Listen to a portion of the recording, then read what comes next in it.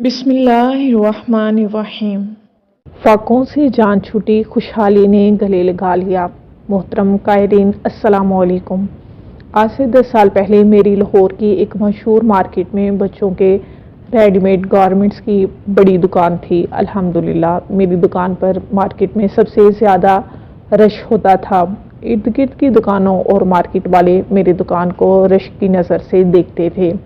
इसकी एक वजह ये थी कि मैंने नक्शशुदा और 2 नंबर कपड़े से तैयार माल कभी फ़रोख्त नहीं किया था। मेरा रेट भी मुनासिब था। बहुत खुशहाली का दौर था। घर में हर तरह की नेमत थी। तंगदस्ती का सिर्फ नाम सुना था। ये होती क्या है कुछ इल्म न था। खूब कमाता खूब खाता ख़ानदान या महल्ले में से किसी को भी पैसों की ज़रूरत होती वो बिला झिझक हमारे घर आता, क्योंकि इन्हें मालूम था कि अल्लाह का इन पर ख़ास करम है। अल्हम्दुलिल्लाह मेरी अहलिया इन्हें दे भी देती, जबकि मैं अक्सर इसे मना ही करता था कि लोग फिर वापस नहीं करते। मना कर दिया करो कि हमारे पास नहीं है, जबकि वो अल्लाह वाली यही कहती कि जब हैं तो देने दें, किसी की ज़रूरत पूरी हो जाए, यही बड़ी बात है। नामालूम क्यों मुझ में तकब्बर बढ़ता जा रहा था। फिर एक मरतबा यूं हुआ कि मेरे एक जानने वाले, जिनकी दुकान मेरी दुकान से चंद दुकानें आगे थी, वो भी गारमेंट्स का ही कारोबार करते थे। सेल ना होने की वजह से इनकी दुकान ख़त्म हो गई। वो एक दिन मेरे पास आकर बैठ गए और हालात का रोने लगे। मैं ग्राहकों को भी निपटा रहा था और साथ इनके साथ बातें भी कर रहा था। मैं हर बात पर इसका मजाक उड़ाता और फिर मेरे मुंह से वो लफ्ज़ निकले जिनका मुझे आज तक पछतावा है। मैंने शायद तकब्बुर भरे लहजे में इसे कहा, पता नहीं क्यों लोगों की दुकानें कैसे उजड़ जाती हैं। सब इंसान की अपनी मेहनत है। जबकि वो शख्स मेरे बोल सुन रहा था और वो कुछ देर खामोश रहकर बोला कि नहीं, खुदा का शुक्र अदा करो, ऐसी बातें मुंह से मत निकाला करो। मेहनत के साथ इस करीम का करम हो तो सब कुछ मिलता है, वरना दुकानें उजड़ते देर नहीं लगती। मैं देख रहा था कि अंदर अंदर से इसे मेरी बातों से गुस्सा चढ़ रहा है, मगर वो सब्र करके बैठा रहा। कुछ देर के बाद खामोशी से उठकर चला गया। फिर इस दिन के बाद मेरी दुकान पर ग्राहकों का रुझान कम होना शुरू हो गया और सिर्फ 1 साल के अंदर अंदर मेरी सेल बिल्कुल ख़त्म हो गई। ग्राहक मार्केट में तो आते मगर मेरी दुकान के आगे से गुजर जाते और मैं सारा दिन फारग बैठकर रात को घर आ जाता। फिर यूँ हुआ जमा पूंजी आहिस्ता आहिस्ता ख़त्म और मुझ पर कर्ज चढ़ना शुरू हुआ। और एक वो दिन भी आया जब मैं दुकान छोड़कर घर बैठ गया। इसके बाद जिस काम में हाथ डाला सिर्फ नुकसान हुआ। जहाँ गया नाकामी मिली। घर में फाके शुरू हो गए।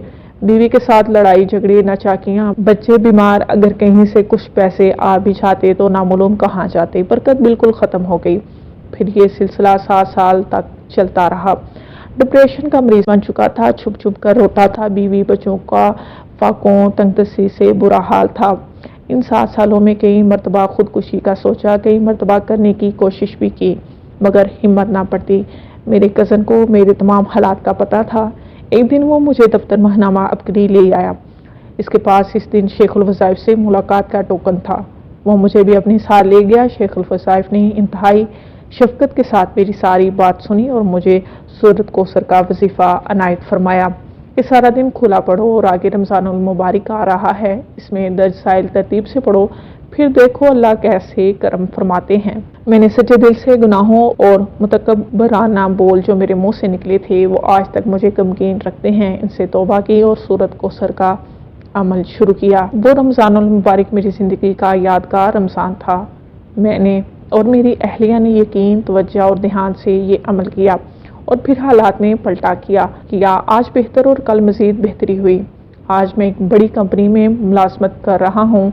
बेहतरीन तनख्वाह के साथ रात को एक छोटा सा कारोबार भी करता हूँ, जिसकी वजह से घर में खुशहाली आ रही है, बरकत और सुकून है। घरेलू नाचाकी, लड़ाई झगड़े ख़त्म हो चुके हैं। सबसे बढ़कर ज़िंदगी में दोबारा लौट आया हूँ। गुज़श्ता 7 साल का ख्याल भी आता है तो आंखों से आंसू जारी हो जाते हैं। बच्चों को अच्छे स्कूल्स में दाखिल करवा दिया है।